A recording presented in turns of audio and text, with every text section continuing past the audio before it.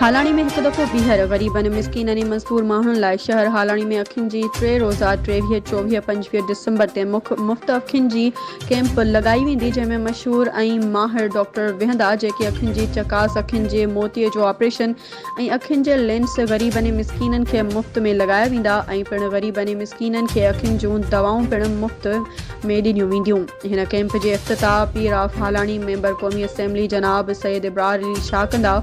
अचण जो हंधि मदनी ईदगाह नज़द पुलिस स्टेशन हालाणी में लगाई वेंदी।